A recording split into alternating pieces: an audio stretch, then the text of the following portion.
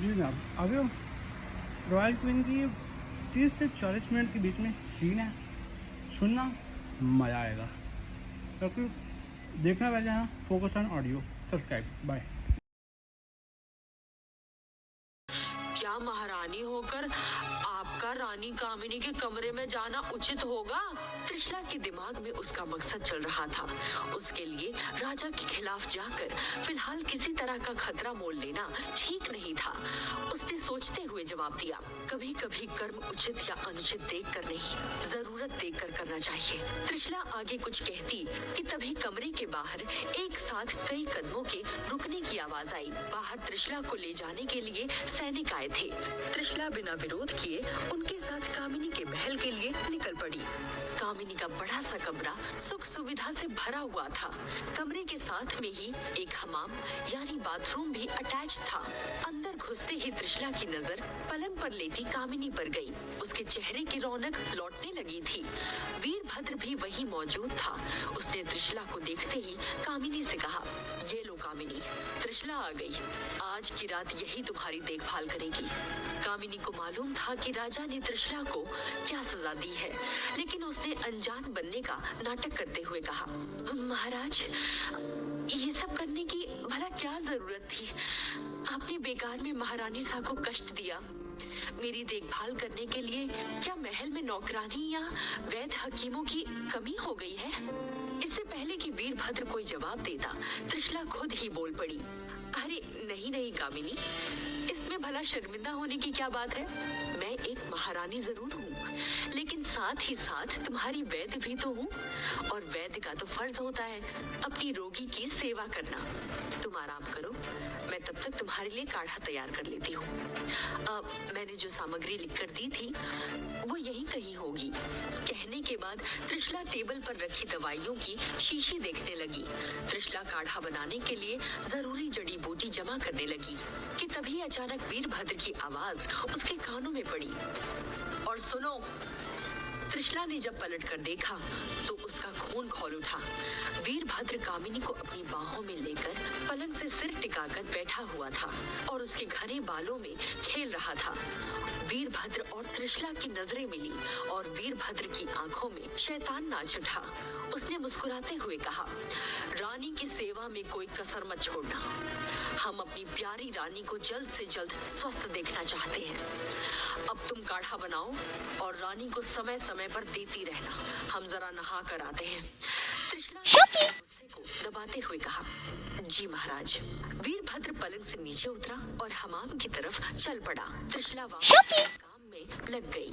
कुछ ही मिनटों के बाद जब वो काढ़ा लेकर कामिनी के पास आई तो कामिनी ने ताना मारते हुए कहा, वैसे एक बात तो मैं भी कहूंगी महारानी सा, भगवान किसी को ऐसे दिन ना दिखाए।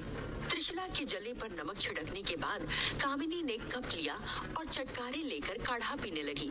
त्रिशला का दिल हुआ कि वो कामिनी का गला घोंट दे कि तभी कामिनी ने मुंह बनाते हुए कहा, महारानी सा, बहुत कड़वाहट है आपके हाथों में, थोड़ा शहद दे दीजिए। कामिनी की जान त्रिशला ने बचाई थी, लेकिन एहसानमंद होने की बजाय कामिनी ताने मार रही थी, जिसकी वजह से त्रिशला अंदर ही अंदर बौखला गई। उसने अचानक कहा, ओहो कामिनी, मैं तो काढ़े में एक दवा डालना भूल ही गई। कहने के साथ ही उसने टेबल से एक दवा उठाई और उसकी 2-4 बूंदे कप के अंदर डाल दी। काढ़ा पीने के कुछ ही सेकंड्स बाद कामिनी अपने बिस्तर पर लुढ़क गई। त्रिशला ने उसके गाल पर हल्की चपत लगाते हुए कहा, दिल तो कर रहा है तुम्हें जहर दे दूं, लेकिन तुम जैसी बेवकूफ लड़कियां बहुत काम की होती हैं। दरअसल त्रिशला ने चिढ़कर कामिनी को नींद की दवाइयां दे दी थी ताकि वो उसे परेशान ना कर सके।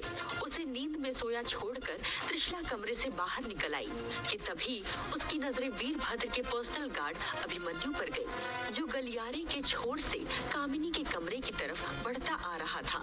अभिमन्यु के हाथ में एक छोटा सा पौधा था जो वो त्रिशला से छिपाने की कोशिश कर रहा था। त्रिशला की आंखें फैल गई। वो बोली, ये तो वीरभद्र का अंगरक्षक अभिमन्यु है, लेकिन ये रात में ऐसा कौन सा पौधा छिपा कर ले जा रहा है? त्रिशला अभी सोच ही रही थी कि तभी सामने से आ रहे अभिमन्यु ने उसे प्रणाम किया और आगे बढ़ने लगा। त्रिशला ने तुरंत उसे रोकते हुए आदेश दिया, अभिमन्यु, दिखाओ तुम्हारे हाथ में क्या है। माफ करिए महारानी साहब, लेकिन मैं इसके बारे में नहीं बता सकता। अभिमन्यु अपनी बात खत्म करता इससे पहले ही त्रिशला ने उसकी बाह पकड़ी और एक झटके से आगे खींच दी। उस पौधे में ढेर सारे लाल रंग के छोटे छोटे फल लटके हुए थे, जिन्हें देखकर त्रिशला चौंक कर बोली, अरे ये तो गुंजा है। त्रिशला आने वाले खतरे के आभास से चौकन्नी होकर सोचने लगी, गुंजा के बीज तो काफी जहरीले होते हैं, लेकिन अभिमन्यु इस पौधे को लेकर कहाँ जा रहा है?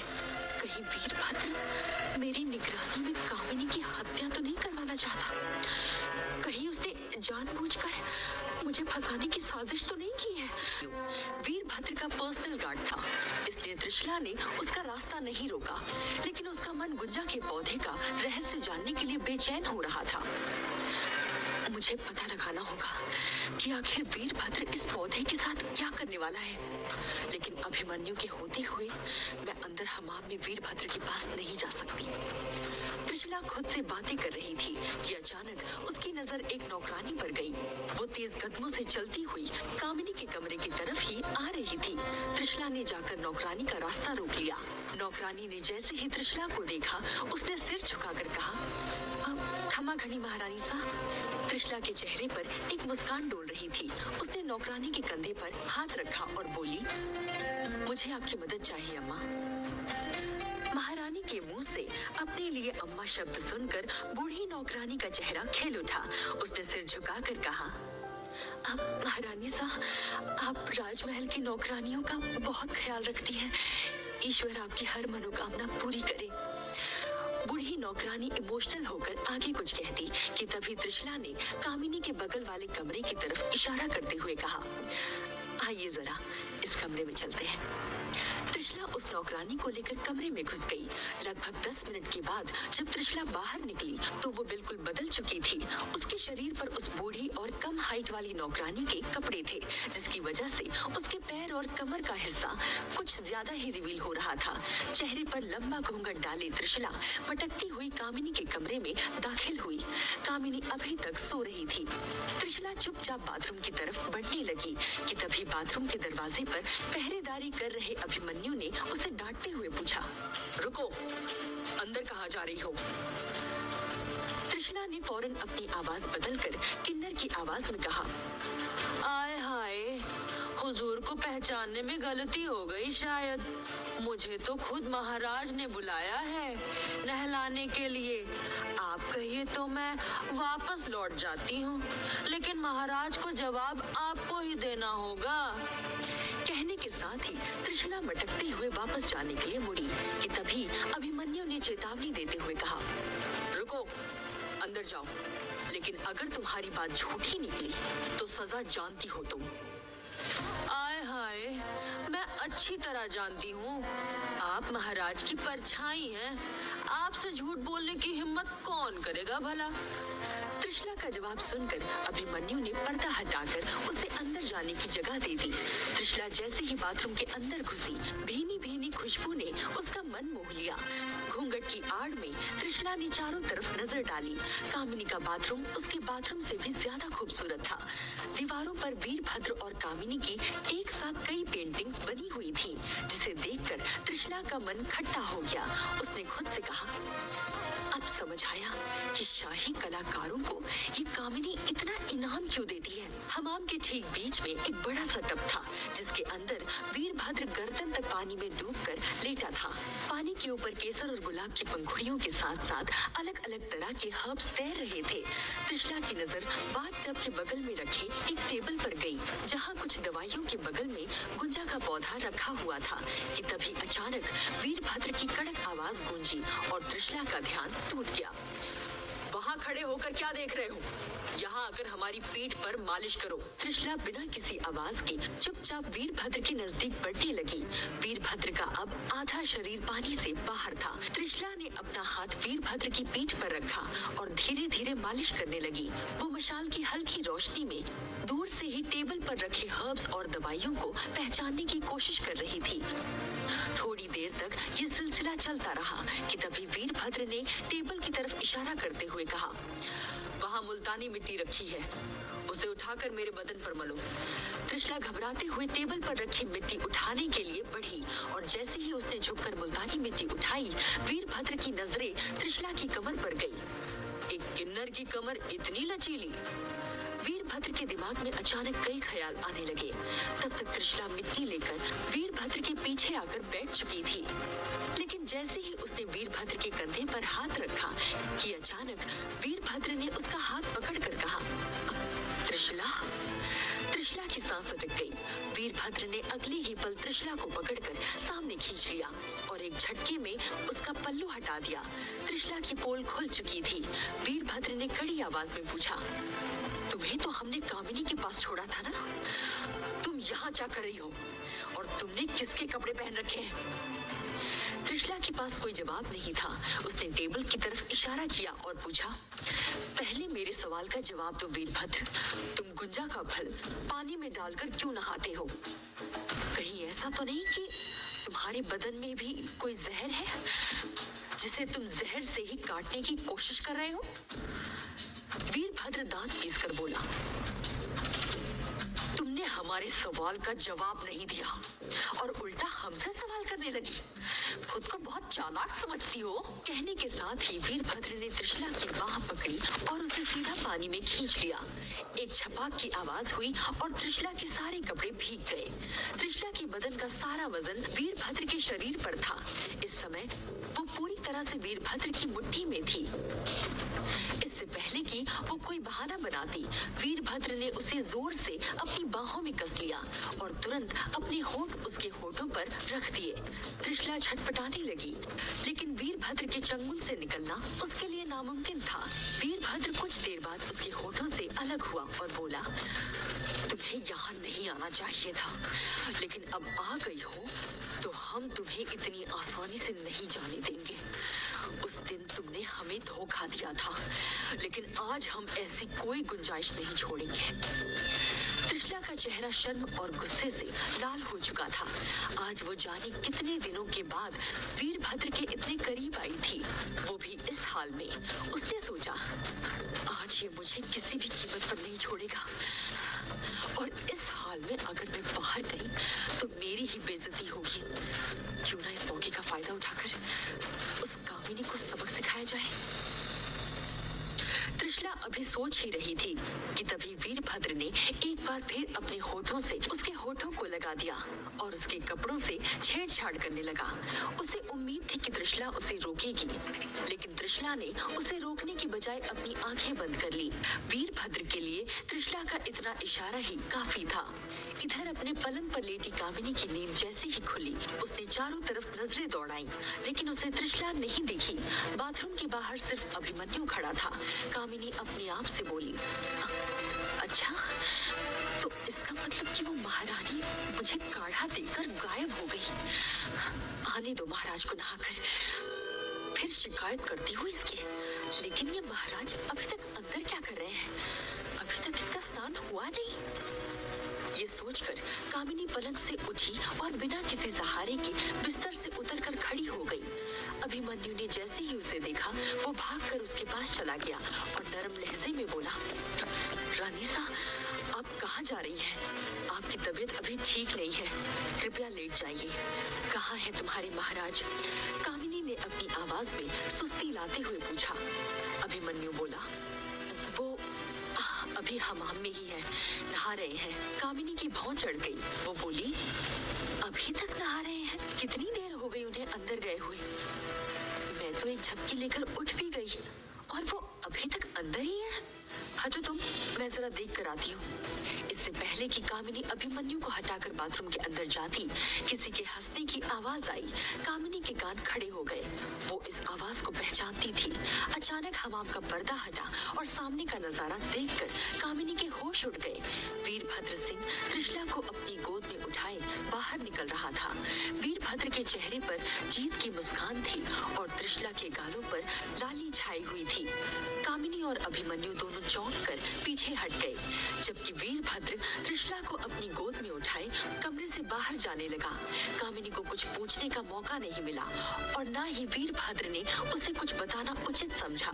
अचानक कामिनी की नजरें त्रिशला पर पड़ी, जो उसे देखकर मुस्कुरा रही थी।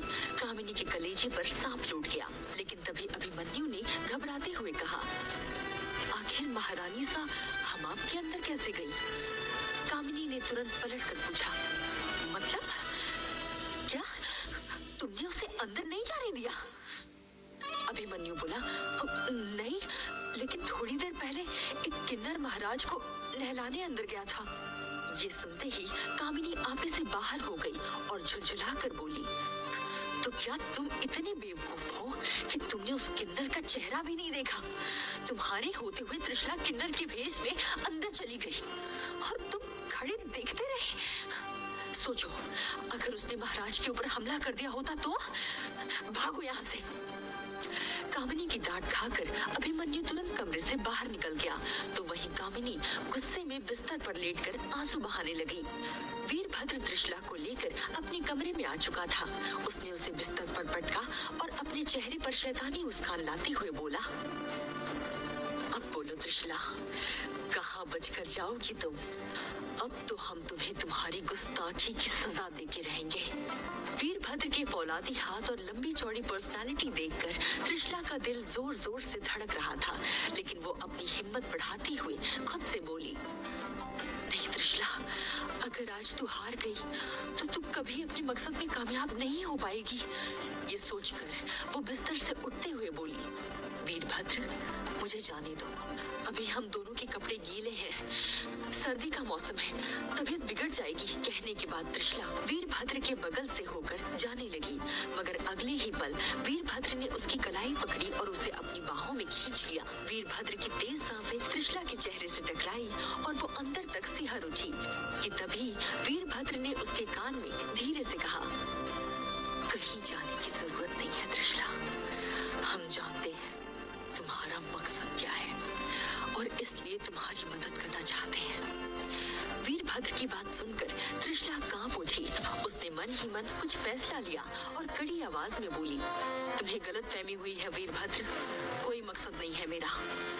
वीरभद्र ने उसकी आंखों में झांकते हुए कहा, झूठ मत बोलो त्रिशला, क्या ये सच नहीं है कि तुम हमसे एक बच्चा चाहती हो ताकि तुम विक्रमगढ़ पर अपना अधिकार जमा सको और इसलिए गलती से कभी हमारे बिस्तर में सो जाती हो तो कभी नौकरानी बनकर हमाम में आ जाती हो? इसमें कोई बुराई नहीं है त्रिशला, लेकिन इसके लिए तुम्हें हमारे साथ रात भी तो गुजारनी होगी। अचानक त्रिशला का चेहरा कठोर हो गया और उसने खुद को वीरभद्र से अलग करते हुए कहा, नहीं वीरभद्र, मैं विक्रमगढ़ की महारानी हूँ, कोई पटरानी नहीं जो तुम्हारे सामने हमेशा सिर झुकाए खड़ी रहूंगी। शादी के 2 साल से ज्यादा हो गए, लेकिन तुमने कभी भी मेरे साथ महारानी जैसा व्यवहार नहीं किया। तुमने हमेशा मुझे एक मंदबुद्धि महारानी समझकर मेरा अपमान किया। मुझे पटरानियों के सामने ही नहीं बल्कि किन्नरों और नौकरानियों के सामने भी जलील किया है।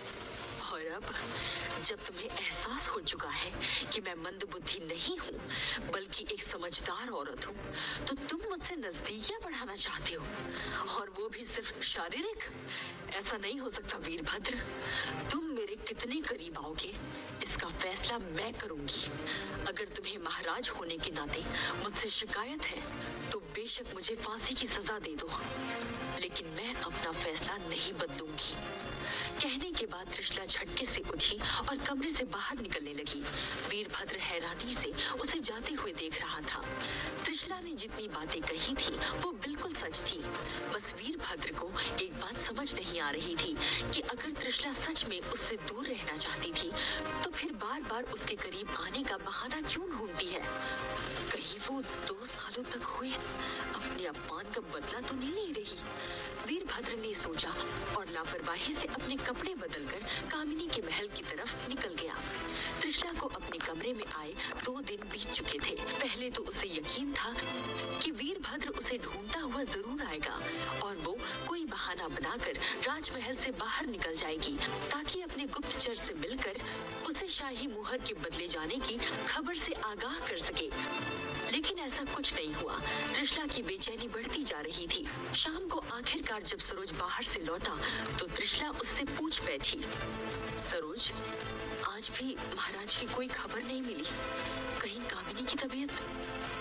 त्रिशला अपनी बात पूरी करती उससे पहले ही सरोज ने आंखें मटकाते हुए चिढ़कर कहा, आय हाय, रानी कामिनी का क्या, वो तो पूरी ठीक हो गई है महारानी सा। इसीलिए तो महाराज उन्हें अपने साथ सालाना दौरे पर ले जा रहे हैं। उसी की तैयारियां चल रही हैं राजमहल में। लेकिन दुख तो इस बात का है कि कहते कहते सरोज अचानक चुप हो गया। क्या बात है सरोज, खुलकर बताओ, त्रिशला ने उसे हिचकिचाते देखकर पूछा। जिसके जवाब में सरोज ने झिझकते हुए कहा, दुख की बात यह है कि आप महारानी होने के बावजूद उस दौरे पर नहीं जा पाएंगी। त्रिशला को थोड़ा अटपटा लगा, लेकिन अगले ही पल उसकी आंखें चमक उठी। उसे जिस मौके की तलाश थी वो मौका आ चुका था। उसने अपनी रौबदार आवाज में कहा, किसने कहा हम नहीं जा पाएंगे? हम भी शाही दौरे पर जाएंगे, लेकिन महाराज के साथ नहीं, अकेले। सरोज के पैरों तले जमीन खिसक गई। वो घबरा कर बोला, हाय दैया, ये आप क्या कह रही हैं महारानी सा? महाराज की अनुमति के बिना किले से बाहर कदम कैसे रखेंगी आप? महारानी हैं, कोई मामूली नौकरानी या सैनिक नहीं। सरोज की घबराहट देखकर त्रिशला उसे समझाते हुए बोली, सरोज, हमने बहुत दिनों से बाहर की दुनिया नहीं देखी है और ऐसे मौके बार बार नहीं मिलते। लेकिन महारानी सा, हम निकलेंगे कैसे? सरोज ने तुरंत घबराते हुए पूछा। कैसे का समाधान मैं निकाल लूंगी। तुम बस ये सोचो कि हमारे लिए ये मौका कितना अच्छा है। महाराज के अलावा हमारे महल कौन आता है?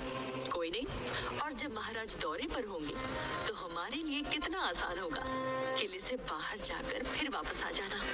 किसी को कानों कान खबर नहीं लगेगी सरोज। लेकिन हमें जाना ही क्यों है महारानी सा? त्रिशला ने कोई जवाब नहीं दिया। वो अपने गुप्तचरों की बात सरोज को नहीं बताना चाहती थी, लेकिन राजमहल से निकलना इतना आसान भी नहीं था। सरोज सवालिया नजरों से त्रिशला को देखे जा रहा था। चुप रहने के बाद आखिर सरोज ने घबराकर पूछा, बाहर तो आप बाद में भी घूम सकती हैं, महाराज की अनुमति लेकर। फिर अभी खतरा मोल लेने की क्या जरूरत है? अगर किसी को पता चल गया तो? त्रिशला ने सरोज का चेहरा पढ़ते हुए कड़क आवाज में जवाब दिया, सरोज, कुछ और भी कारण है जो मैं तुम्हें वक्त आने पर बताऊंगी। फिलहाल तुम्हें भी मेरे साथ चलना होगा, ये मेरा आदेश है। त्रिशला ने सख्ती से कहा तो सरोज सिर झुकाकर चला गया। त्रिशला वापस आकर अपने बिस्तर पर बैठ गई और खुद से बातें करने लगी। मेरे विक्रमगढ़ आने के बाद वीरभद्र का ये तीसरा दौरा है, लेकिन उसने आज तक मुझे इस किले से बाहर निकलने का मौका ही नहीं दिया। मेरे गुप्तचर भेष बदलकर मुझसे मिलने आया करते थे या अपना संदेश भिजवा दिया करते थे, लेकिन जन्मोत्सव के समय हुए हमले के बाद से किले की सुरक्षा भी बढ़ा दी गई है। अब तो पुराने शाही मोहर का भी इस्तेमाल नहीं कर सकते। मुझे किसी भी कीमत पर सुंदर से मिलकर अपनी नई रणनीति बतानी होगी, वरना मुझसे मेरा मकसद छिन जाएगा। सुंदर त्रिशला का वही गुप्तचर था जिसने काल कोठरी में नकली शाही मोहर रखी थी। किले से बाहर निकलना अब त्रिशला के लिए एक मिशन बन चुका था, लेकिन कैसे निकलेगी ये सोचना अभी बाकी था। अगले दिन सुबह किले का मुख्य द्वार खोल दिया गया। महाराज वीरभद्र सिंह की सवारी पूरी तैयारी के साथ किले से बाहर निकलने लगी। किले के बाहर विक्रमगढ़ की जनता पहले से ही वीरभद्र के स्वागत के लिए खड़ी थी। जैसे ही राजा की बग्घी दिखी, वो जोर जोर से जयकारा लगाने लगे। विक्रमगढ़ के महाराज वीरभद्र सिंह की जय! विक्रमगढ़ के महाराज वीरभद्र सिंह की जय! महाराज वीरभद्र अमर रहे, अमर रहे। सालाना दौरे को काफी सिंपल रखा जाता था ताकि आम जनता को परेशानी ना हो। इस बार वीरभद्र के साथ बग्घी पर उसकी पसंदीदा रानी कामिनी बैठी थी, जबकि दूसरी बग्घी में राजकुमार तेज प्रताप सिंह, वैद्य कश्यप और पर्सनल गार्ड अभिमन्यु थे। बग्घियों के आगे पीछे घुड़सवार और पैदल सैनिकों की 2-3 छोटी टुकड़ियां थीं। किले के सैनिकों की आखिरी टुकड़ी निकलने के बाद गेट बंद होने ही वाला था कि अचानक 2 सैनिक भागकर उस टुकड़ी में शामिल हो गए। जल्दी चलो बेवकूफ, वरना सैनिकों को हम पर शक हो जाएगा। एक सैनिक ने दूसरे सैनिक का हाथ खींचते हुए धीरे से कहा। वो दोनों सैनिक कोई और नहीं बल्कि त्रिशला और सरोज थे। त्रिशला ने अपने चेहरे पर नकली मूंछ और दाढ़ी चिपका रखी थी, जिसकी वजह से उसे पहचानना नामुमकिन था। तो वहीं सरोज के चेहरे पर सिर्फ एक लंबी चौड़ी मूंछ थी। त्रिशला ने अपनी महल की दीवार से 2 नकली तलवारें निकाल ली थी, जिसे थामे वो दोनों शान से बग्घी के पीछे पीछे चल रहे थे। सवारी जब कुछ दूर निकल गई, तब सरोज ने धीरे से कहा, महारानी सा, डर के मारे मेरा गला सूखा जा रहा है। अगर किसी को जरा सी भी भनक लग गई तो हमारी खैर नहीं। त्रिशला ने तुरंत उसको चुप रहने का इशारा करते हुए भारी आवाज में कहा, पहले तो मर्दों के लहजे में बात करो और ये बार बार महारानी सा बोलना बंद करो, वरना सचमुच पकड़े जाएंगे। चुपचाप चलते रहो। जब मैं इशारा करूंगी तो सवारी से अलग हो जाएंगे। इधर बग्घी पर वीरभद्र सिंह कामिनी के ठीक सामने बैठा हुआ था। कामिनी का चेहरा आज बाकी दिनों से ज्यादा खिला खिला लग रहा था। वो अपनी किस्मत पर इतराती हुई मन ही मन बोली, महाराज ने आज त्रिशला की जगह मुझे चुना है सालाना दौरे के लिए। बहुत बड़ा मौका है मेरे लिए। महाराज के ऊपर ऐसा जादू करूंगी कि ये हमेशा हमेशा के लिए त्रिशला और बाकी पटरानियों को भूल जाएंगे। तेज प्रताप सिंह की निगाहें काफी देर से किसी को ढूंढ रही थी। आखिर में जब उससे बर्दाश्त नहीं हुआ, तब उसने अभिमन्यु से पूछा, महारानी त्रिशला नहीं दिखाई दे रही है कहीं? सालाना दौरे पर तो महाराज के साथ महारानी को निकलना चाहिए, वो कहाँ है? अभिमन्यु ने एक लंबी सांस ली और कहा, शायद राजकुमार को मालूम नहीं, लेकिन महाराज ने तो महारानी को इस दौरे के बारे में सूचित तक नहीं किया। वो तो अपने रानीवास में ही बैठी हैं। तेज प्रताप सिंह का चेहरा उतर गया। उसे उम्मीद थी कि शाही दौरे के दौरान वो त्रिशला के साथ अपनी नजदीकियां बढ़ाने की कोशिश करेगा, लेकिन उसे अंदाजा नहीं था कि वीरभद्र और त्रिशला के बीच दूरियां इतनी बढ़ गई हैं। इन सब बातों से अनजान त्रिशला और सरोज काफिले के पीछे चल रही थी।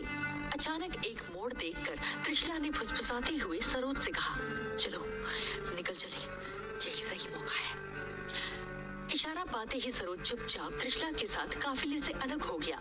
दूसरे रास्ते पर थोड़ी दूर चलने के बाद सरोज ने घबरा कर पूछा, हाय दैया महारानी सा, महाराज का काफिला तो आगे निकल गया। अब हम यहाँ से कहाँ जाएंगे? आप कुछ बताती क्यों नहीं? देखिए जरा मेरी धड़कन कैसे बढ़ती जा रही है। त्रिशला उसकी बात काटते हुए कड़क आवाज में बोली, चुप रहो सरोज, अभी तो सारा दिन पड़ा है और घूमने के लिए पूरा बाजार बाकी है। हम अपनी प्रजा के बीच में जाएंगे, लोगों से मिलेंगे जुलेंगे, पीछे लौटने की बात मत करो। महारानी सा, मुझे ऐसा क्यों लग रहा है कि आप मुझसे कुछ छिपा रही हैं? सरोज ने घबराते हुए पूछा, लेकिन इससे पहले कि उसकी बात खत्म होती, त्रिशला तेजी से मंडी की तरफ चल पड़ी। सरोज का दिल घबरा रहा था, लेकिन त्रिशला को फॉलो करने के अलावा उसके पास दूसरा ऑप्शन नहीं था। जबकि त्रिशला अपने मन में सोचे जा रही थी, सुंदर ने बताया था कि वो खाली समय में अनाजों की खरीद बिक्री करता है। इस पेशे में रहने की वजह से उसे आसपास के राज्यों की भी खबर मिल जाती है। मुझे उसे तुरंत ढूंढना होगा। त्रिशला सुंदर को ढूंढने के लिए 2 घंटे तक बाजार का चक्कर लगाती रही। सरोज उसके साथ चल चलकर थक गया था। अब दोनों बाजार के पीछे के हिस्से में पहुंच चुके थे, जहां कोने की एक दुकान पर एक आदमी ताजा घेवर बना रहा था।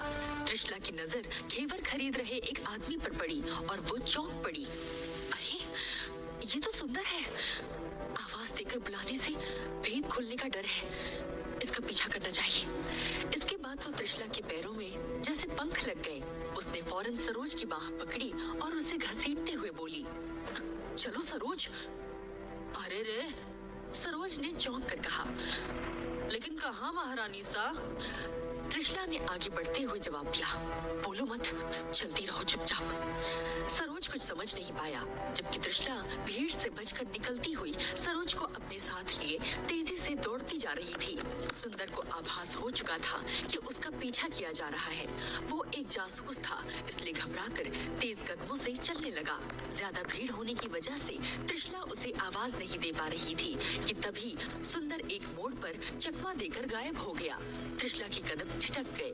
वो हांफती हुई बोली, अरे कहाँ गया वो लाल अंगरखा वाला आदमी अचानक कहाँ गायब हो गया? क्या हुआ महारानी सा?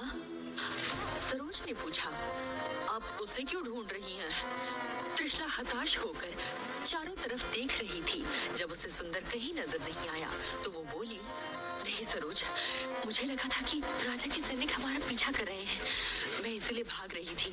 चलो अब इधर आ गए हैं तो यहाँ का बाजार भी देख लेते हैं। अचानक त्रिशला की नजर सामने की तरफ पुरानी हवेली पर गई। हवेली बाहर से काफी भद्दी लग रही थी। उसकी तरफ इशारा करके त्रिशला ने सरोज से पूछा, सरोज, वो कौन सी जगह है? हवेली की हालत देखकर तो लगता है कि सालों से खाली पड़ी है।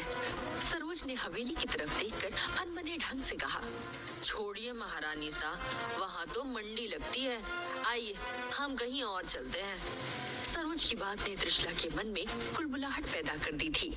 उसने हैरत से पूछा, मंडी लगती है? लेकिन क्या बिकता है?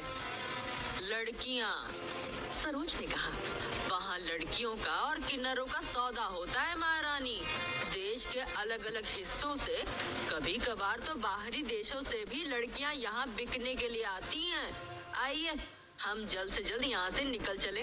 अगर किसी ने हमें यहाँ पहचान लिया तो हंगामा खड़ा हो जाएगा। राज परिवार के लोगों को ऐसी जगहों की तरफ नहीं देखना चाहिए। मैं अंदर जाऊंगी, त्रिशला ने अपना फैसला सुनाते हुए कहा। जिसे सुनते ही सरोज के पैरों तले जमीन खिसक गई। वो अपने मुंह पर हाथ रखकर बोला, हाँ, ये आप क्या कह रही हैं महारानी सा? आप अंदर जाएंगी? लेकिन क्यों? त्रिशला ने एक लंबी सांस लेकर कहा, मेरे राज्य में एक ऐसी जगह भी है जहाँ पर लड़कियों की नीलामी होती है। जरा सोच कर देखो सरोज, ये हमारे लिए कितनी शर्म की बात है। मुझे देखना है कि वो लोग जो इन मासूम लड़कियों का सौदा करते हैं, क्या वो भी हमारी तरह इंसान होते हैं या फिर हैवान होते हैं? सरोज ने ऐतराज करते हुए कहा, महारानी सा, गजब हो जाएगा। इस बारे में तो सोचिए भी मत। याद करिए, महाराज ने आपको उस दिन महल के बाहर लाकर तालाब में ढकेल दिया था। प्रजा आपको पहचानने लगी है। आपने भले ही आदमी का भेष बना रखा है, लेकिन अगर कहीं गलती से आपका ये भेद खुल गया तो सोचिए महाराज हमारे साथ कैसा सलूक करेंगे। और फिर अभी तो हमारे साथ सैनिक भी नहीं है। अंदर न जाने कैसे कैसे लोग होंगे। अंदर जाने का मतलब है अंधे कुएं में कूदना। तो चलो कूद कर देखते हैं, त्रिशला ने कहा और सीधा उस हवेली की तरफ दौड़ पड़ी। सरोज उसे रोकने की कोशिश करता हुआ उसके पीछे पीछे भागने लगा, लेकिन तब तक त्रिशला अंदर घुस चुकी थी। उस भूतिया इमारत के भीतर पूरा बाजार सजा हुआ था। सूरज अब ढलने लगा था, इसलिए मंडी में मशालों से रोशनी की गई थी। सामने खुले मंच पर 13-14 साल की एक लड़की खड़ी थी और एक 20-22 साल का लड़का उसके बराबर में खड़ा था। मंच के चारों तरफ भीड़ जमा थी। ज्यादातर लोग ने शराब पी रखी थी और शराब की महक फिजा में घुली हुई थी। नशे में डूबे हुए मर्द हूटिंग कर रहे थे। त्रिशला जाकर भीड़ में सबसे आगे खड़ी हो गई। सरोज अपनी किस्मत को कोसता हुआ त्रिशला के पीछे लपका। इतनी देर में एक मोटा ताजा आदमी मंच पर चढ़ा और उस लड़की का हाथ उठाकर बोला, 10 सोने के सिक्के। बसंत भाई साहब ने इस लड़की की कीमत लगाई है। क्या और कोई माई का लाल इसके ऊपर जाएगा? बसंत नाम का एक लड़का बोला, कोई नहीं जाएगा, बंद करो ये नीलामी, अब ये छोरी मारी हुई। वो मोटा आदमी गला फाड़कर चीखने लगा, 1, 2। तभी भीड़ में से एक आदमी चिल्लाया, अरे बाप रे, मार डाला। सबकी नजर उस आदमी की तरफ उठ गई। हल्की रोशनी में सभी ने देखा कि मिडिल एज का एक गंजा आदमी अपनी खोपड़ी पकड़कर रोए जा रहा था। बसंत ने कसकर उसे डांटा और पूछा, ए छेनी, क्या हुआ, रोता क्यों है रे? छेनी नाम के उस गंजे ने अपने बगल में इशारा किया और बोला, इसी ने मेरे सिर पर पत्थर मारा है शायद, सिर फूट गया मेरा। बसंत ने तुरंत बगल में खड़े आदमी को देखा। ये आदमी कोई और नहीं बल्कि त्रिशला थी, जिसने नीलामी रोकने के लिए ये कदम उठाया था। सरोज त्रिशला के कान में फुसफुसाया, महारानी साहब, ये आपने क्या कर डाला? त्रिशला खुद भी नहीं समझ पा रही थी कि गुस्से में आकर उसने कितनी बड़ी हरकत कर डाली थी। इससे पहले कि वो दोनों वहाँ से निकलने की सोचते, बसंत का हाथ त्रिशला की कलाई पर पड़ गया। त्रिशला घूमी तो बसंत उसे खा जाने वाली नजरों से घूरते हुए बोला, उस लड़की की बोली को निरस्त कर दो, मुझे तो अब ये किन्नर चाहिए। कलाई तो देखो कितनी चिकनी है इसकी। सरोज को सांप सूंघ गया। सभी की नजरें अब त्रिशला के ऊपर थी। मर्दों की हूटिंग बढ़ने लगी। त्रिशला ने बेखौफ होकर मर्दाना आवाज में कहा, ए लड़के, छोड़ मेरा हाथ, मैं बिकाऊ नहीं हूँ। बसंत ने अपने सीने पर हाथ रख लिया और अपनी आंखें बंद करके बोला, आय हाय हाय, भाई वाह, क्या आवाज है। अब तो मुझे कसम से यही खिलौना चाहिए। इसके बाद वो अचानक सीरियस हो गया। उसकी आंखों से शैतानी टपकने लगी। उसने मुस्कुराते हुए कहा, हर चीज की एक कीमत होती है, तुम बस अपनी कीमत बताओ, वरना मुफ्त की चीजें भी हजम कर जाता हूँ मैं। त्रिशला ने जवाब नहीं दिया, बल्कि कसकर एक लात बसंत के सीने पर जड़ दी। बसंत भरभरा कर गिर पड़ा। त्रिशला की आंखों से अंगारे बरस रहे थे, मगर पीछे खड़े सरोज ने अपना सिर पीट लिया। बसंत जमीन से उठते हुए बोला, देख क्या रहे हो, पकड़ो इसे। बसंत का आदेश पाते ही दो तगड़े आदमी त्रिशला की तरफ लपके। त्रिशला एक कदम पीछे हट गई और एक गुंडा अपने मुंह के बल गिर पड़ा।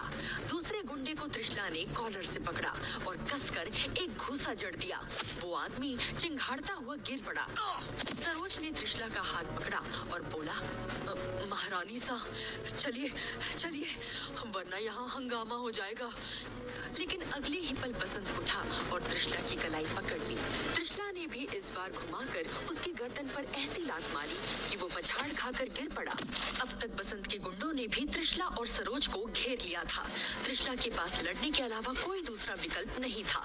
उसने हवा में कलाबाजियां करते हुए कुछ ही मिनटों में सभी गुंडों को धूल चटा दी कि तभी सरोज ने घबराते हुए धीरे से कहा, महारानी साहब, आपकी मूंछ। हे भगवान, त्रिशला को भी अपनी गलती का एहसास हुआ। लड़ते समय उसकी मूंछ और दाढ़ी दोनों खिसक गई थी। अब अगर और लड़ते रहे तो भेद खुल जाएगा। त्रिशला ने तेजी से सरोज का हाथ पकड़ा और गुंडों को जमीन पर कराहता छोड़कर दरवाजे की तरफ भागी कि तभी बसंत की आवाज आई, अरे भाग कहाँ रहा है किन्नर, रुक, तुझे तेरी औकात दिखाता हूँ। कहने के बाद उसने अपने गुंडों से कहा, उठो उठो सालो, पकड़ो उन दोनों को। जल्दी ही त्रिशला और सरोज दौड़ते हुए उस पुरानी हवेली से बाहर निकले और एक तंग अंधेरी गली में घुस गए। सरोज ने हांफते हुए कहा, हाय हाय महारानी सा, जरा रहम कीजिए मुझ पर, अब और दौड़ा नहीं जाता। त्रिशला रुकी और मजाकिया अंदाज में बोली, क्यों, तुमने तो वादा किया था मुझसे कि हर कदम पे मेरा साथ दोगी, चाहे जान ही क्यों ना चली जाए। कहने के साथ ही त्रिशला अपनी नकली दाढ़ी मुझे ठीक करने लगी, जबकि अपनी उखड़ी सांसों पर काबू पाते हुए सरोज ने कहा, जान भले ही ले लीजिए महारानी सा, मगर अब और मत दौड़ाइए, ऐसा लग रहा है जैसे मेरे फेफड़े उछलकर बाहर आ जाएंगे।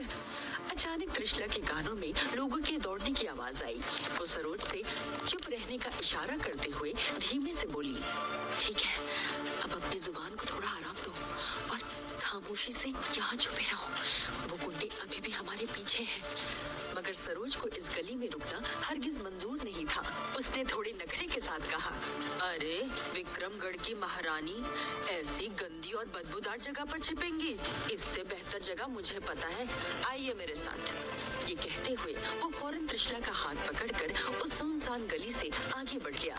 त्रिशला ने थोड़ी उलझन से पूछा, अब ये तुम कहाँ ले जा रहे हो मुझे, कोई गड़बड़ ना हो जाए, गड़बड़ तो आपने कर दी है महारानी सा।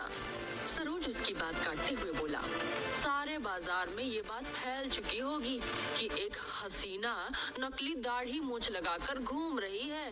न जाने कितने मनचले आपकी तलाश कर रहे होंगे। ऐसे मनचलों को सबक सिखाना जानती है त्रिशला, लेकिन ये समय सबक सिखाने का नहीं बल्कि जल्द से जल्द गुप्तचर सुंदर से मिलकर शाही मोहर बदले जाने की बात बताने का है। त्रिशला ने खुद से कहा और चुपचाप सरोज के साथ चलने लगी। पूरे रास्ते उसका ध्यान उसकी नकली दाढ़ी मूंछ पर था। उसे डर था कि अगर किसी ने उसे पहचान लिया तो सब बर्बाद हो जाएगा। ये लीजिए महारानी सा, एक शाही सराय खास आपके लिए। जल्दी ही सरोज त्रिशला को लेकर एक आलिशान सी हवेली के बाहर पहुंचा और मुस्कुराते हुए कहने लगा, अब जब तक मामला ठंडा नहीं पड़ जाता तब तक बड़े ठाठ से यहाँ रुकिए।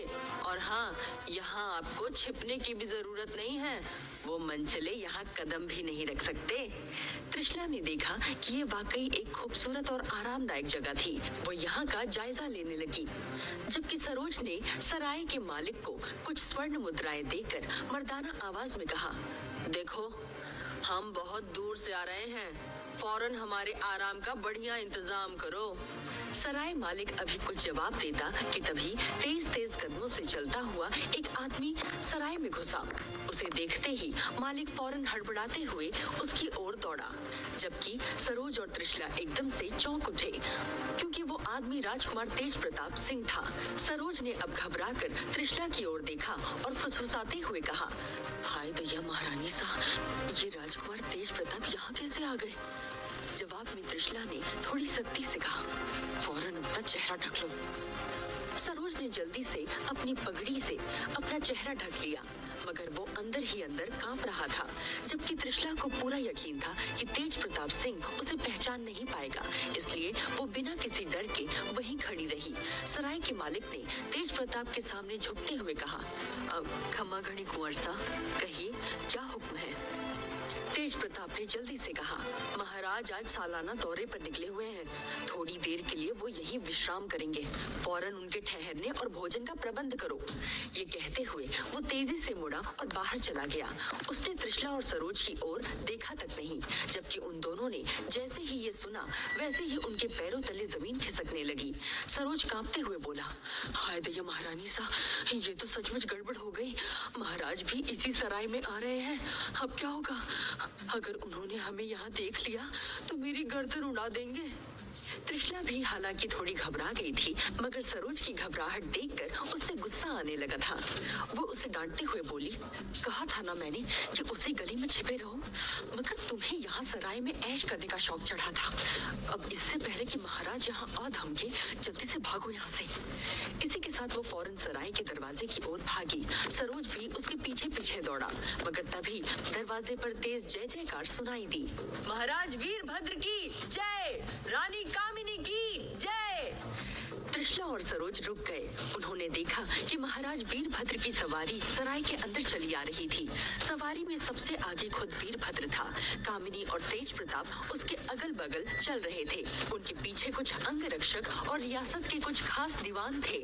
त्रिशला अब उलझन में पड़ गई, क्योंकि अब यहाँ से भागना आसान नहीं था, मगर सरोज के तो जैसे होश ही उड़ चुके थे। महाराज को अपने सामने देख मारे डर के उसके हाथ पैर कांपने लगे। वो किसी भी पल गश खाकर गिर सकता था। वो गिड़गिड़ाते हुए कहने लगा, महारानी सा, आप तो नकली दाढ़ी मूंछ की वजह से साफ बच जाएंगी, मगर मेरे चेहरे पर सिर्फ नकली मूंछ है। महाराज पहचान जाएंगे और मेरे टुकड़े टुकड़े कर डालेंगे। हे भगवान कृष्ण, रक्षा करो मेरी। त्रिशला ने एक बार फिर उसे डांटा, ऐसे कायरों की तरह रोना बंद करो। महाराज तुम्हारी मूंछ हटाकर नहीं देखने वाले, और वैसे भी वो अभी थोड़ी दूर है। तभी उसने देखा कि सराय का मालिक और सारे नौकर चाकर यहाँ वहाँ दौड़ते हुए वीरभद्र और कामिनी के ठहरने का शाही इंतजाम करने में जुट गए थे। त्रिशला को फौरन एक उपाय सूझा। उसने सरोज से कहा, जल्दी आओ, हम उन नौकरों में शामिल हो जाते हैं, फिर मौका देखते ही यहाँ से भाग निकलेंगे। सरोज के पास अब त्रिशला की बात मानने के अलावा कोई चारा नहीं था। वो दोनों भागकर उन नौकरों की भाग दौड़ में शामिल हो गई।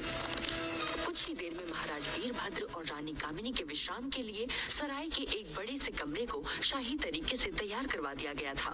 वीरभद्र और कामिनी एक लंबे गलियारे में से चलते हुए कमरे की ओर जा रहे थे। ये देखकर त्रिशला ने फौरन सरोज को इशारा किया कि यही मौका है यहाँ से भागने का। वो दोनों नौकरों की भीड़ से अलग होकर वहाँ से खिसकने लगी कि तभी सराय के एक रसोइये ने पकवानों से भरी एक बड़ी सी थाल त्रिशला को थमाते हुए कहा, जा इसे जल्दी से भोजन कक्ष में रख कर आ, महाराज वहाँ आते ही होंगे। त्रिशला ने एकदम से हड़बड़ाते हुए वो थाल लिया और फौरन वहाँ से चल दी। सरोज भी उसके पीछे पीछे हो लिया।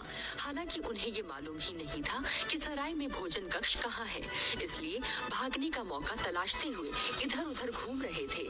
सराय का एक दरबान उनकी करतूत देख रहा था, लेकिन इससे पहले कि वो गार्ड्स को अलर्ट करता, त्रिशला ने उसके करीब जाकर किन्नर की आवाज में पूछा, ओ रोबीले भाई साहब, ये भोजन कक्ष कहाँ है? हम महाराज वीरभद्र सिंह के नौकर हैं। दरबान ने उसे भोजन कक्ष का रास्ता बता दिया। दोनों एक गलियारे से होते हुए भोजन कक्ष की तरफ जाने लगे, मगर उन्हें क्या पता था कि इसी गलियारे में वीरभद्र और कामिनी भी सामने से चले आ रहे थे। वीरभद्र को यूं अचानक सामने देख त्रिशला लड़खड़ा गई।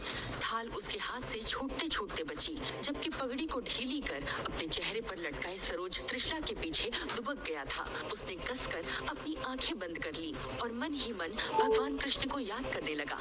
वीरभद्र और कामिनी भी रुककर त्रिशला को देखने लगे। नकली दाढ़ी मूंछ में त्रिशला को पहचानना मुश्किल था, लेकिन जैसे ही वीरभद्र की निगाहें उसकी निगाहों से टकराई, वीरभद्र को मन ही मन में अजीब सा लगा। उसने फौरन त्रिशला से कुछ कहना चाहा कि तभी त्रिशला ने जल्दी से अपना सिर झुकाते हुए थोड़ी भारी आवाज में कहा, खम्मा घड़ी महाराज। और इसी के साथ वो बेहद फुर्ती से वीरभद्र के बगल से निकल गई। सरोज भी तेजी से उसके पीछे पीछे भागा। वीरभद्र फौरन पीछे मुड़कर दोनों को तेजी से जाते हुए देखने लगा, मगर तभी कामिनी ने उसे टोकते हुए मजाकिया अंदाज में कहा, तो क्या अब हमारे महाराज मामूली नौकरों को भी इतनी गौर से देखने लगे हैं, वो भी यूं पीछे मुड़कर? जवाब में वीरभद्र हौले से मुस्कुराते हुए बोला, ऐसा कुछ नहीं है, बस इन दोनों नौकरों का बर्ताव कुछ अजीब सा लगा था हमें।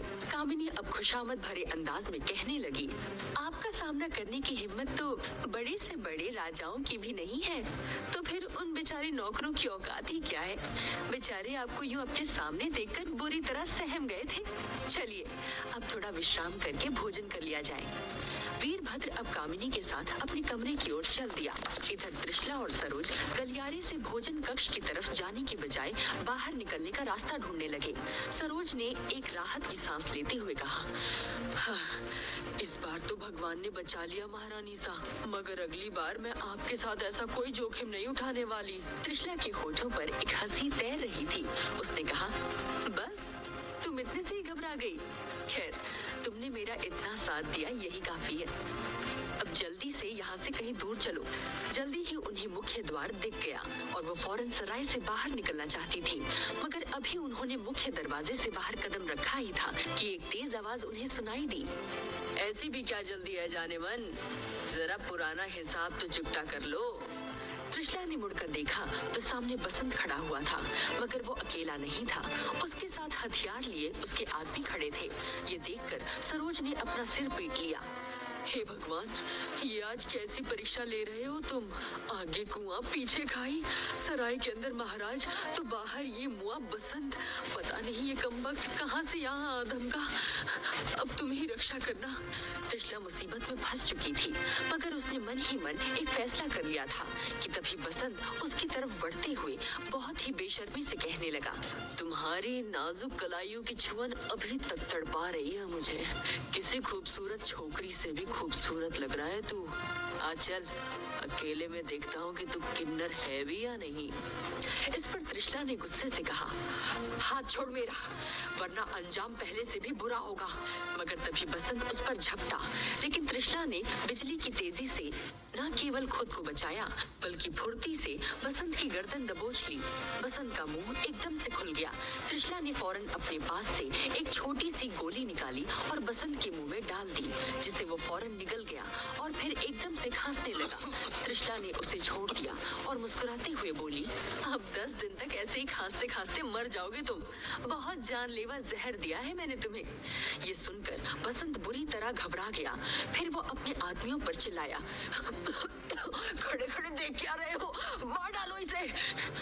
पलक झपकते ही बसंत के सारे गुंडे एक साथ त्रिशला पर टूट पड़े। त्रिशला ने भी फौरन अपनी कटार निकाली और उन आदमियों से भिड़ गई। उसे बिजली की तरह गुंडों का मुकाबला करते देखकर सरोज का मुंह खुला का खुला रह गया। हाय दैया, महारानी सा तो किसी खूंखार योद्धा की तरह लड़ रही हैं। एक छोटी सी कटार से तलवार और भाले का मुकाबला कर रही हैं, लेकिन इस तरह लड़ना कब सीखा इन्होंने। ऐसी ही कुछ हालत बसंत की भी थी। वो परेशान होकर सोच रहा था, आखिर ये किन्नर इतना बड़ा लड़ाकू कैसे हो सकता है। त्रिशला भूल चुकी थी कि वो महारानी है और उसने नकली दाढ़ी मूछ लगा रखी है। कटार का सटीक निशाना गुंडों की गर्दन काट रहा था कि तभी एक गुंडे ने तलवार का एक जबरदस्त वार त्रिशला पर किया। त्रिशला ने उसे अपनी कटार से रोकना चाहा, मगर उसकी कटार टूट गई। मौका देखकर उस गुंडे ने तलवार से त्रिशला की गर्दन काटनी चाही, मगर तभी एक भाला हवा में उड़ता हुआ आया और उस गुंडे के सीने में जा धंसा। त्रिशला ने चौंक कर पीछे देखा। सराय के दरवाजे पर वीरभद्र सिंह अपने अंगरक्षकों के साथ खड़ा था। ये भाला वीरभद्र ने ही फेंका था। वीरभद्र को देखते ही बसंत और उसके गुंडे हथियार फेंककर भाग खड़े हुए, लेकिन त्रिशला चाहकर भी यहाँ से नहीं भाग सकती थी, जबकि सरोज एक दीवार के पीछे जा छुपा था। त्रिशला ने तिरछी नजरों से देखा। वीरभद्र का चेहरा गुस्से से लाल हो चुका था। त्रिशला बड़बड़ाई, कहीं मेरी दाढ़ी मूंछ निकल तो नहीं गई। कहने के साथ वो अपने चेहरे पर हाथ फेरने लगी। उसके पसीने छूटने लगे कि तभी वीरभद्र खामोशी से चलता हुआ त्रिशला के सामने आकर खड़ा हो गया। उसकी नजरें त्रिशला के चेहरे पर थी। त्रिशला फौरन अपनी नजरें झुकाकर इधर उधर देखने लगी कि तभी उसकी नजर उससे थोड़ी दूर पड़ी हुई नकली मूंछ और दाढ़ी पर पड़ी। वो मन ही मन बड़बड़ाई, अब वीरभद्र मुझे जिंदा नहीं छोड़ेगा। कि तभी वीरभद्र ने अपना हाथ आगे बढ़ाकर उसका चेहरा ऊपर किया। त्रिशला का चेहरा अब वीरभद्र के सामने था, लेकिन डर की वजह से उसकी आंखें बंद थी। इसे गिरफ्तार कर लो और सराय के एक कमरे में बंद कर दो। गुस्से से आग बबूला हो रहे वीरभद्र ने अपने सैनिकों को आदेश दिया और फौरन सराय के अंदर जाने लगा। सैनिक हिचकिचाते हुए आगे बढ़े और खामोशी से अपना सिर झुकाए खड़ी त्रिशला को बेड़ियां पहनाने लगे। इतनी देर में तेज प्रताप और कामिनी भी वहां चले आए थे। ये नजारा देखकर उन दोनों की हैरानी का कोई ठिकाना ना रहा। तेज प्रताप ने फौरन वीरभद्र से पूछना चाहा, लेकिन वीरभद्र ने बहुत ही सख्ती से कहा, बस बहुत हो चुका विश्राम और भोजन, अब फौरन दौरे पर चलने की तैयारी करो। तेज प्रताप की कुछ भी कहने की हिम्मत नहीं हुई, मगर कामिनी के मन में शक पैदा हो चुका था। उनकी नजरें वीरभद्र और त्रिशला के चेहरों के बीच घूम रही थी। त्रिशला को शाही सैनिक गिरफ्तार करके सराय के एक कमरे की ओर ले जाने लगे, लेकिन उसके चेहरे पर रत्ती भर भी चिंता नहीं थी। वीरभद्र तेज प्रताप और कामिनी के साथ दिन भर दौरे में व्यस्त रहा। कामिनी गौर कर रही थी कि वीरभद्र बस व्यस्त होने का नाटक कर रहा है, जबकि उसका ध्यान कहीं और है। उसने खुद से बड़बड़ाते हुए कहा, पूरी दुनिया के सामने जलील करते हैं त्रिशला को, लेकिन मूंछ दाढ़ी में भी पहचान गए उसे। पर वो आज वहाँ सराय के बाहर क्या कर रही थी, वो भी मर्दाना भेष में। ये कमबख्त आखिर चाहती क्या है। मेरी कितनी इच्छा थी कि दौरे के बीच महाराज के साथ अच्छा वक्त बिताऊं, मगर इस दुष्ट त्रिशला ने सब चौपट कर डाला। मुझे महाराज को उससे दूर ही रखना होगा।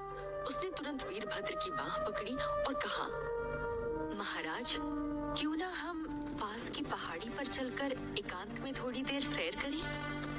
नहीं कामिनी, शाम हो रही है, हमें सराय वापस चलना चाहिए। कहने के साथ ही वीरभद्र अपनी बग्घी की तरफ बढ़ गया। कामिनी अंदर ही अंदर त्रिशला को गालियां देते हुए वीरभद्र के साथ सराय वापस लौट आई। लौटने के बाद वीरभद्र बिना किसी से कुछ कहे सीधे सराय के पिछले हिस्से की ओर चल दिया। कामिनी सोचने लगी, महाराज अपने शयन कक्ष में जाने के बजाय वहां क्यों जा रहे हैं? जरूर कुछ गड़बड़ है। कहीं ये गड़बड़ उसी त्रिशला की वजह से तो नहीं? त्रिशला का ख्याल आते ही कामिनी एक बार फिर जलन और गुस्से से भर उठी। तभी उसे सराय का मालिक दिखाई दिया। उसने अपना सारा गुस्सा उसी पर निकालते हुए कहा, तुम्हें दिखाई नहीं देता कि दिन ढल गया है? फौरन रोशनी की व्यवस्था करो। और हाँ, महाराज के शयन कक्ष में थोड़ी सजावट करवाओ, केसर कस्तूरी वाली मदिरा रखवाओ और कुछ गाने वालों को भेजो वहाँ। वो दौरे से थके हुए आए हैं। सराय मालिक फौरन वहाँ से भागा, जबकि कामिनी मन ही मन एक योजना बनाने लगी। कुछ ही देर में सराय को मशाल और दियों से रोशन किया जा रहा था, मगर सराय के एक सुनसान हिस्से में घना अंधेरा फैला हुआ था। त्रिशला को यही एक कोठरी में बंद करके रखा गया था। बहुत देर से यूं ही निढाल सी बैठी हुई वो सोच रही थी, जिस मकसद से मैं आज राजमहल से बाहर निकली थी वो तो पूरा हुआ नहीं, उल्टा मेरा भेद भी खुल गया। अब मुझ पर कड़ी निगरानी रखी जाएगी। शायद अब दोबारा मुझे महल से बाहर जाने का मौका ना मिले। फिर कैसे सुंदर तक शाही मुहर की खबर पहुंचाऊंगी। तभी उसे एक आहट सुनाई दी तो वो चौंक कर कोठरी की खिड़की पर आ गई। खिड़की की सलाखों से उसे सरोज दिखाई दिया, जो एक जलती मशाल लिए इधर ही आ रहा था। हाय हाय महारानी जी, मुझे माफ कर दीजिए, जो मैं आपको वहाँ मुसीबत में छोड़कर भाग गई थी। सरोज ने शर्मिंदा होते हुए कहा, मगर मैं इतना डर गई थी कि वहाँ से भागने के अलावा मुझे कुछ सूझा ही नहीं। चलिए अब फौरन कुछ खा लीजिए, मैंने बड़ी मुश्किल से आपके लिए भोजन का इंतजाम किया है। ये कहते हुए सरोज ने अपने दूसरे हाथ में पकड़ी हुई भोजन की थाली को सलाखों से सटा दिया, ताकि त्रिशला अपने हाथ सलाखों से बाहर निकालकर खाने का निवाला उठा सके। मगर त्रिशला ने उसे रोकते हुए कहा, नहीं नहीं सरोज, मुझे भूख नहीं है। वैसे भी मेरे दोनों हाथ बेड़ियों में जकड़े हुए हैं, और सच कहूँ तो तुम्हें यहाँ नहीं आना चाहिए था। अगर महाराज को पता चल गया तो। इस पर सरोज ने एक खास अदा के साथ अपनी आंखें नचाते हुए कहा, अरे इसकी फिक्र आप मत कीजिए महारानी सा, महाराज के सैनिकों से खास दोस्ती है मेरी, महाराज को कानों कान खबर तक नहीं होगी। ये सुनकर त्रिशला एकदम से मुस्कुरा उठी थी। तभी सरोज चिंता जाहिर करते हुए बोला, फिक्र तो मुझे आपकी हो रही है महारानी जी। पता नहीं महाराज अब आपको कौन सी सजा देने वाले हैं। मेरा तो कलेजा बैठा जा रहा है। मगर त्रिशला ने अपनी उसे मुस्कुराहट के साथ कहा, सरोज, शायद तुम भी भूल रहे हो, अगर महाराज को अपनी उस चहेती पटरानी कामिनी की जान की फिक्र होगी तो वो मेरा कुछ नहीं बिगाड़ सकेंगे। उसकी बात अभी पूरी होती कि तभी एक सैनिक दौड़ता हुआ वहां आया और घबराए लहजे में बोला, सरोज फौरन भाग जाओ यहाँ से, महाराज सीधे यही चले आ रहे हैं। ये सुनते ही सरोज के तो होश ही उड़ गए। उसने फौरन मशाल सैनिक को पकड़ाई और भोजन की थाली लेकर भाग गया। सैनिक भी फौरन भागकर कोठरी के दरवाजे पर जमकर खड़ा हो गया, जबकि त्रिशला हैरान थी, आखिर वीरभद्र इधर क्यों चले आ रहे हैं। तभी तेज तेज कदमों से चलता हुआ वीरभद्र आ पहुंचा। पहरेदार ने फौरन झुकते हुए कहा, घड़ी महाराज। उसके हाथ से मशाल लेते हुए वीरभद्र ने सख्त आवाज में कहा, ताला खोलो और जाओ यहाँ से, हमें एकांत चाहिए, और जब तक हम यहाँ हैं तब तक सराय के इस हिस्से में कोई भी ना आ पाए, वरना तुम सबका सर कलम करवा देंगे। कांपते हाथों से कोठरी का ताला खोलकर वो सैनिक वहां से फौरन चला गया। वीरभद्र ने कोठरी में घुसने के साथ ही दीवार में लगे एक कुंदे में मशाल को फंसाया और फिर एक नजर सामने खड़ी त्रिशला पर डाली। त्रिशला के हाथों में बेड़ियां थी, मगर वो अब वीरभद्र के सामने एकदम तनकर खड़ी हुई थी। उसके ये बेखौफ हाव भाव वीरभद्र के गुरूर और गुस्से को चुनौती दे रहा था।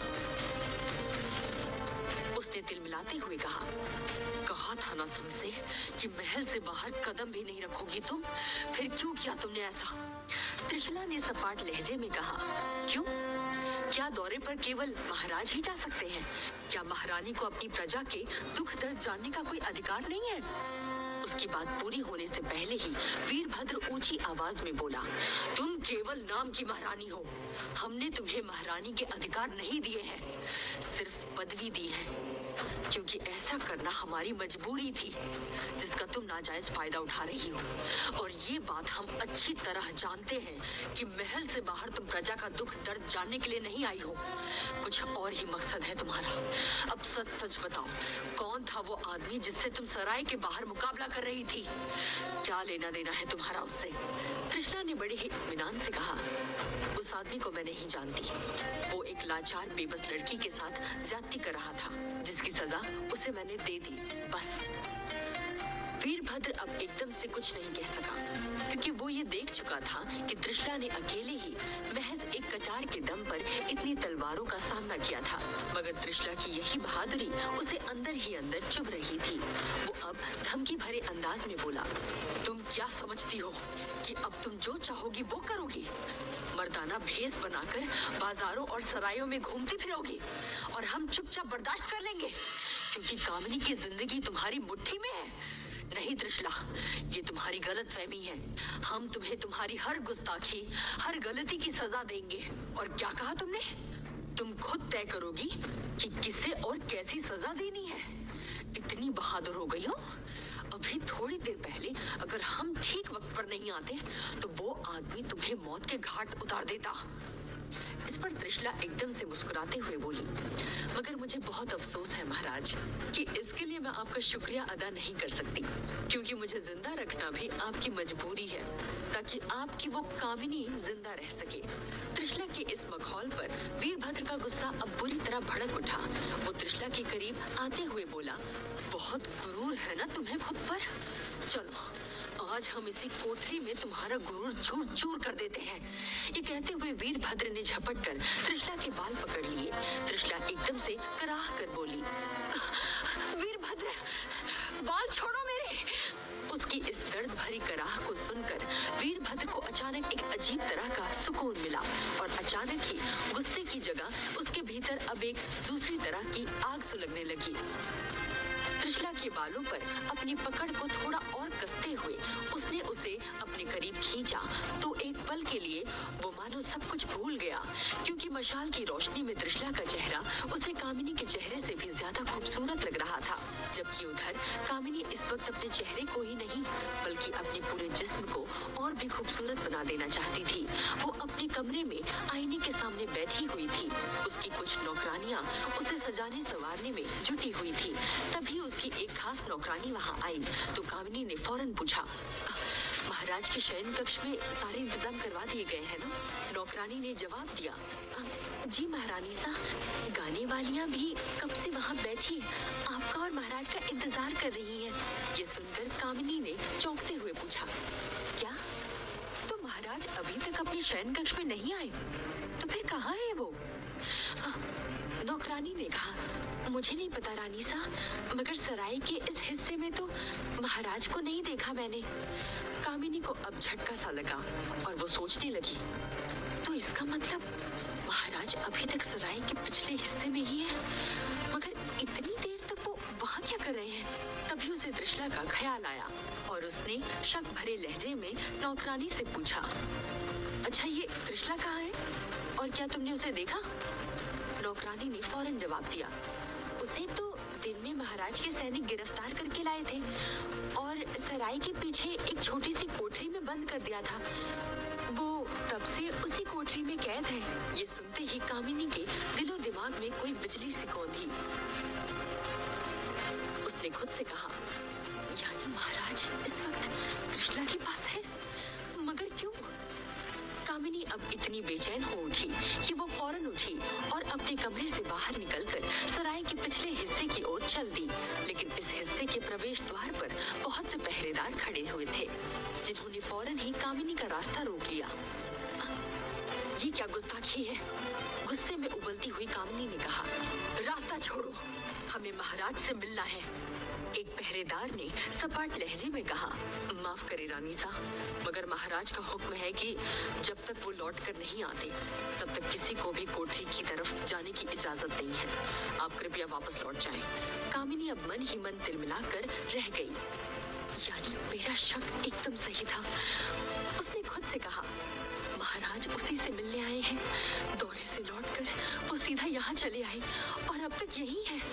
पता नहीं आज उन्होंने उस त्रिशला में ऐसा क्या देख लिया, और कहीं ऐसा तो नहीं कि वो उसे सजा देने का बस दिखावा कर रहे हो। हाँ, जरूर ऐसा ही है। वो चालाक त्रिशला इस वक्त महाराज की बाहों में होगी और उनकी थकान मिटा रही होगी। इन सब ख्यालों ने कामिनी को बहुत परेशान कर दिया और वो अंदर ही अंदर तड़पने लगी कि तभी उसे किसी लड़की के कराहने की आवाज आई। आवाज सुनकर कामिनी का चेहरा गुस्से और जलन से लाल हो गया। कमरे के अंदर त्रिशला तड़प रही थी क्योंकि वीरभद्र अब उसके साथ ज्यादती करने पर उतारू हो उठा था और त्रिशला को ये मंजूर नहीं था। त्रिशला को जबरन अपनी बाहों में भरे हुए वीरभद्र उसे चूमने की कोशिश कर रहा था, मगर त्रिशला इस कोशिश को नाकाम करते हुए कह रही थी, जिस तरह तुम्हारे लिए मैं केवल नाम की महारानी हूँ, उसी तरह तुम भी मेरे लिए सिर्फ नाम के महाराज हो। तुम्हारा मुझ पर कोई अधिकार नहीं है। वीरभद्र, छोड़ दो मुझे। मगर वीरभद्र अब उसके कपड़े उतारने की कोशिश करते हुए बोला, नहीं त्रिशला, तुम हमारी जागीर हो। तुम पर और तुम्हारे जिस्म पर हमारा पूरा हक है और हम इसे हासिल करके ही रहेंगे। ये सुनकर त्रिशला के हाव भाव एकदम से बदल गए। उसने खुद को वीरभद्र की बाहों में ढीला छोड़ते हुए कहा, अच्छा तो फिर अपना ये हक यहाँ कोठरी में यूं चोरी छुपे क्यों हासिल कर रहे हो? ऐसा करने वाले को तो दुष्कर्मी कहते हैं। तुम तो विक्रमगढ़ के महाराज हो। ले चलो फिर मुझे एक महाराज की तरह सबके सामने पूरे अधिकार और सम्मान के साथ अपने शयन कक्ष में। या कहीं ऐसा तो नहीं कि उस कामिनी के डर से इतनी हिम्मत नहीं जुटा पा रहे हो तुम? त्रिशला की चुनौती वीरभद्र के दिल पर किसी जहरीले तीर की तरह चुभी। उसने गुस्से से कहा, हम किसी के बाप से भी नहीं डरते त्रिशला, मगर तुम हमारे शयन कक्ष के लायक हो ही नहीं, इसलिए तुम्हें तो हम इसी जगह तबाह कर देंगे। वो अपनी बात पूरी कर पाता कि तभी एक पहरेदार वहां दौड़ता हुआ आया। ये देखकर वीरभद्र ने फौरन त्रिशला को खुद से अलग किया और बुरी तरह झुलझुलाते हुए कहा, तुम्हारी हिम्मत कैसे हुई हमारे आदेश का उल्लंघन करने की? क्या तुम्हें अपनी जान प्यारी नहीं है? पहरेदार ने घबराते हुए कहा, महाराज, वो रानी सा अचानक बेहोश हो गई है। वो वही गलियारे में पड़ी हुई है। क्या? वीरभद्र को अचानक सांप सूंघ गया। कपड़े पहनता हुआ वो फौरन कमरे से बाहर भागा। उसने देखा कि कोठरी से थोड़ी ही दूर पर कामिनी बेहोश पड़ी हुई थी। कामिनी, क्या हुआ तुम्हें? होश में आओ कामिनी। वीरभद्र बहुत ही बदहवास होते हुए कह रहा था और बार बार कामिनी के गालों पर थपथपाकर उसे होश में लाने की कोशिश कर रहा था। यहाँ गलियारे में उसके खास सैनिक जमा हो चुके थे। भागते हुए राजवैद्य भी वहाँ आ पहुँचे और कामिनी की नब्ज देखने लगे। तो वहीं दूसरी ओर कोठरी में बैठी त्रिशला मन ही मन सोच रही थी, ये कामिनी अचानक बेहोश कैसे हो गई, और वो भी इस कमरे के बाहर गलियारे में? आखिर वो यहाँ क्या लेने आई थी? सोचते सोचते अचानक त्रिशला को इसका जवाब मिल गया और वो एकदम से मुस्कुरा उठी। तभी अभिमन्यु उसके कमरे में घुसते हुए आया। महारानी सा, जल्दी चलिए, महाराज ने फौरन आपको हाजिर होने का हुक्म दिया है। वो रानी सा। हाँ, मैं जानती हूँ कि कामिनी को क्या हुआ है। त्रिशला ने उसकी बात काटते हुए बहुत ही लापरवाही से कहा, मगर महाराज से जाकर कह दो कि मैं नहीं आऊंगी, क्योंकि मैं किसी के हुक्म की गुलाम नहीं हूँ। अभिमन्यु पहले तो एकदम से हड़बड़ा गया, फिर संभलते हुए कहने लगा, एक बार फिर सोच लीजिए महारानी सा, क्योंकि अगर रानी सा को कुछ हो गया तो फिर महाराज आपके साथ कैसा बर्ताव करेंगे, ये पूरा राजमहल जानता है।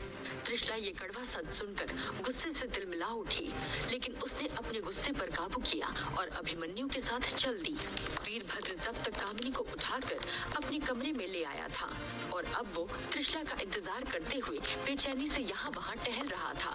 त्रिशला जैसे ही कमरे में आई तो वो झुलझुलाते हुए बोला, इतनी देर कैसे लगी तुम्हें? राजवैद्य का कहना है कि जहर ने फिर से अपना असर दिखाना शुरू कर दिया है। अब जल्दी से कुछ करो, किसी भी तरह होश मिलाओ इसे। त्रिशला ने बहुत ही सपाट लहजे में कहा, बस इतना घबराइए मत, आपकी चहेती रानी को कुछ नहीं होगा।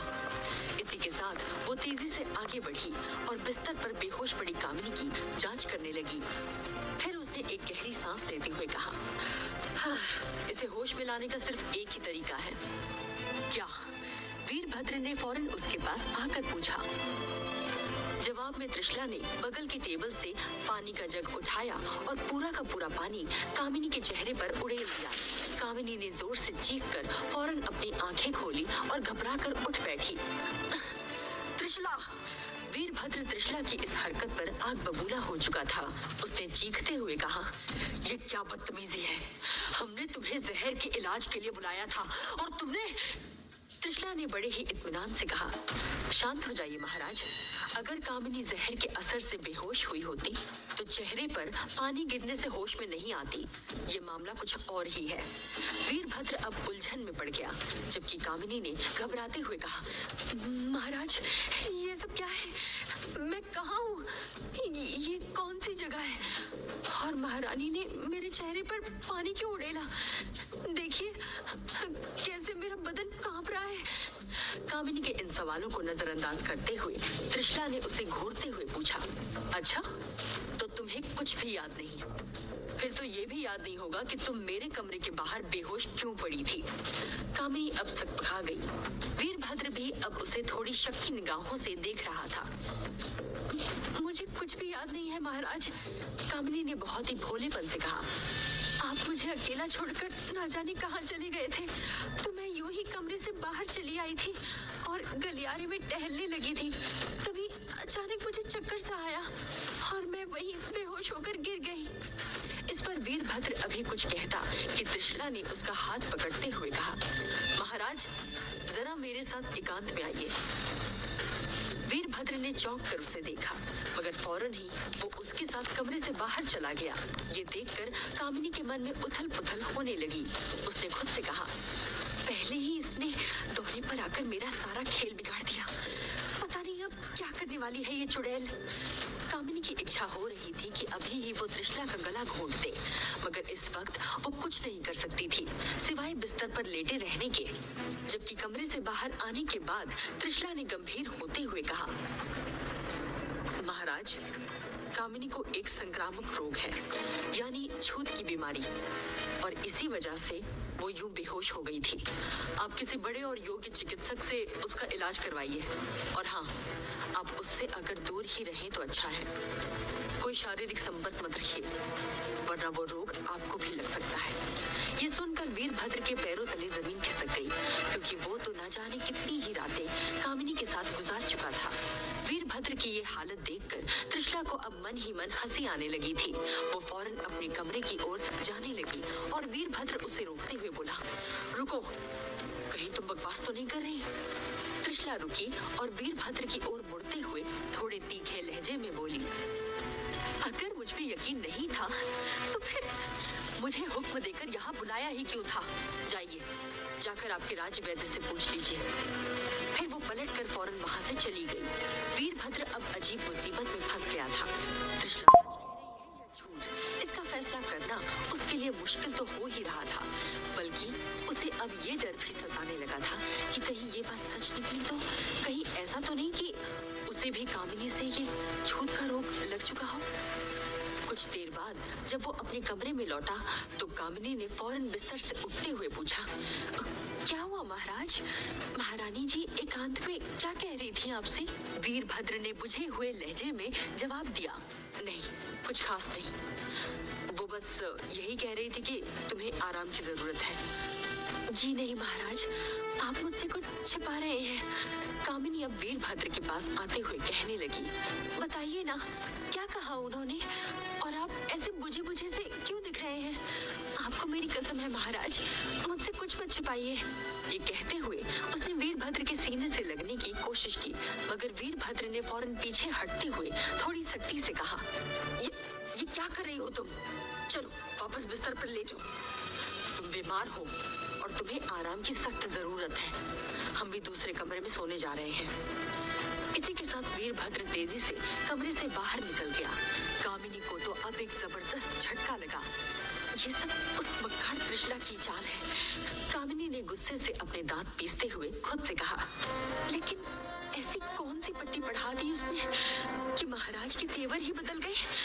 और तो और सबके सामने मेरे चेहरे पर पानी भी गिरा दिया और महाराज चुपचाप देखते रह गए। जल्दी ही मुझे कुछ करना होगा। कामिनी अपने बिस्तर पर लेट तो गई थी, मगर उसकी आंखों में नींद का नामो निशान नहीं था। वो बेचैनी से करवटें बदलती हुई कोई ऐसी चाल सोचने लगी जिससे वो त्रिशला को मात दे सके। रात का आखिरी पहर लग चुका था। सन्नाटे को चीरता हुआ एक घुड़सवार एक बड़ी सी हवेली के बाहर रुका और सीधा हवेली के तहखाने में जा पहुंचा, जहां मशालों की मध्यम रोशनी में एक सिंहासन नुमा कुर्सी पर बसंत बैठा हुआ था। उसके हाथ में शराब का प्याला था। घुड़सवार को देखते ही उसने लड़खड़ाती जुबान में कहा, बहुत देर लगा दी तूने, कुछ पता चला मेरी जानेमन का? घुड़सवार ने फौरन जवाब दिया, बिल्कुल पता चल गया है सरकार। आप सुनेंगे तो उछल पड़ेंगे, क्योंकि पहली बात तो ये है कि वो कोई कमसिन किन्नर नहीं बल्कि एक खूबसूरत लड़की है जिसने नकली दाढ़ी मूंछ लगा रखी थी। आप तो वहां से भाग गए थे, लेकिन हमसे मुकाबला करते वक्त उसकी दाढ़ी मूंछ गिर गई थी। ये सुनते ही नशे में डूबी बसंत की आंखें हैरानी से फैल गईं। उसने कहा, क्या तू सच बोल रहा है? क्या वो सच में एक लड़की है? वाह, जो चेहरा दाढ़ी मूंछ में इतना हसीन लग रहा था, वो बिना दाढ़ी मूंछ के तो एकदम कातिल लगेगा। वाह वाह, एक खूबसूरत और तेज तर्रार लड़की जिसने महज एक कटार के बल पर इतने सारे मर्दों को धूल चटा दी। फिर तो वो मोहब्बत के खेल में भी भारी ही पड़ती होगी। अब तो ये हसीना मुझे हर कीमत पर चाहिए। जल्दी बता, कहाँ है वो इस वक्त? घुड़सवार ने फौरन जवाब दिया, महाराज वीरभद्र के सैनिकों से गिरफ्तार करके उसी सराय में ले गए थे। तो वो अभी भी वहीं होगी, क्योंकि महाराज भी आज रात उसी सराय में विश्राम कर रहे हैं। महाराज का नाम सुनते ही बसंत का नशा एक पल के लिए तो हवा हो गया था, मगर फिर उसने शराब का बड़ा सा घूंट भरते हुए कड़वे लहजे में कहा, ये महाराज बीच में कहाँ से आ गए? उनकी वजह से ही मुझे वहां से भागना पड़ा, मगर वो लड़की तो हर कीमत पर चाहिए मुझे। अब इससे पहले कि महाराज वीरभद्र उसकी खूबसूरती पर मोहित होकर उसे अपनी पटरानी बना ले, मैं उसे अपने दिल की महारानी बनाऊंगा। मगर उससे पहले मुझे उस जहर की काट चाहिए जो उसने मुझे दिया था। इसलिए तुम लोग फौरन जाओ और किसी भी तरह उसे उठाकर यहाँ ले आओ। मैं तुम सबको 10-10 स्वर्ण मुद्राएं दूंगा। हालांकि ये काम नामुमकिन था, मगर 10 स्वर्ण मुद्राओं के लालच में बसंत के सारे आदमी फौरन इस काम को अंजाम देने सराय की ओर चल दिए। उधर त्रिशला बस अभी अभी अपने कमरे में घुसी ही थी कि एकदम से चौंक उठी, क्योंकि वहां सरोज पहले से बैठा उसका इंतजार कर रहा था। त्रिशला को देखते ही उसने खुशामद करते हुए कहा, हाय दैया, नजर ना लगे हमारी महारानी सा को। मशाल की हल्की रोशनी में भी कितना चमक रहा है आपका चेहरा। कुछ खास वजह? जवाब देने के बजाय त्रिशला मुस्कुराते हुए कमरे के कोने में लगे छोटे से बिस्तर की तरफ बढ़ने लगी। होश तो आ ही गया होगा उस नखरीली कामिनी को। सरोज ने मुंह बनाते हुए कुछ इस अंदाज में पूछा कि त्रिशला को हंसी आ गई। उसने जवाब दिया, हाँ, और ऐसा होश आया है कि अब दोबारा बेहोश होने का नाम तक नहीं लेगी वो। इस पर सरोज ने हैरानी से पूछा, हाय दैया, ऐसी कौन सी दवाई दे दी आपने उसे? त्रिशला ने मुस्कुराते हुए कहा, दवाई नहीं सरोज, प्रसाद। ठंडी के मौसम में ठंडे पानी का प्रसाद। पानी पड़ते ही बेहोश होने की नौटंकी गायब हो गई पटरानी जी की। लेकिन उसके बाद मैंने ऐसी चाल चली है कि अब खुद महाराज भी उससे दूर भागेंगे। कहने के बाद त्रिशला ने उसे सब कुछ बताया तो सरोज भी खिलखिलाकर हंसने लगा। फिर वो त्रिशला की तारीफ करते हुए कहने लगा, वाह महारानी सा, खूबसूरती के साथ साथ क्या गजब का दिमाग पाया है आपने। अब तो आपके आगे वो कामिनी मंद बुद्धि लगती है मुझे। ये कहते हुए वो एकदम से रुक गया। उसने देखा कि त्रिशला फिर से अपने चेहरे पर वही नकली दाढ़ी मूंछ लगा रही थी। ये आप क्या कर रही है महारानी सा? सरोज ने हैरत से पूछा। क्या आज रात दाढ़ी मूछ लगाकर सोएंगी आप? तृष्णा ने आईने में खुद को निहारते हुए कहा।